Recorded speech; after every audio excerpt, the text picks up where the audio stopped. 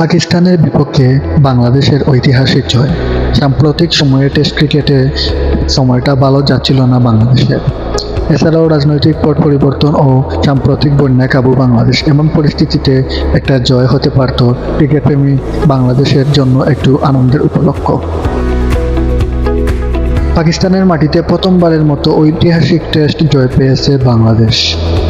বাংলাদেশের এই জয়টা এসেছে অনেকটা কাকতালীয়ভাবে। নয়তো চতুর্থ দিনের খেলা শেষেও এমন জয় কল্পনা করেনি ক্রিকেটপ্রেমীরা। তবে শেষ পর্যন্ত পঞ্চম দিনে বল করতে নেমে অভিজ্ঞ সাকিব আল হাসান ও মেহেদী হাসান মিরাজের ঘূর্ণিতে কাবু পাকিস্তানের 7 ব্যাটার। এক রিজওয়ান ছাড়া সুবিধা করতে পারেননি কোনো ব্যাটার। প্রথম ইনিংসে 6 উইকেটে 448 রান করে ইনিংস ঘোষণা করা পাকিস্তানের দ্বিতীয় ইনিংস থামে মাত্র 146 রানে।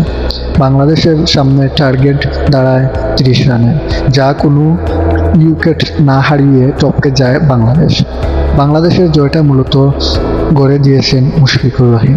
প্রথম ইনিংসে 191 রানের অনবদ্য এই ইনিংস খেলেন তিনি। তাকে সঙ্গ দিয়েছেন লিটন দাস ও মেহেদী হাসান মিরাজ। তার আগে প্রথম ইনিংসে 93 রান করেছেন ওপেনার সাদমান, 50 করেছেন মুমিনুল, লিটন 56 ও মিরাজ 77, যার সুবাদে পাকিস্তানের 448 রান টপকে 117 রানের লিড পায় বাংলাদেশ। সেই সাথে প্রথমবারের মতো পাকিস্তানের মাঠে পাকিস্তানকে হারিয়ে টেস্ট ইনিংস জিতল বাংলাদেশ।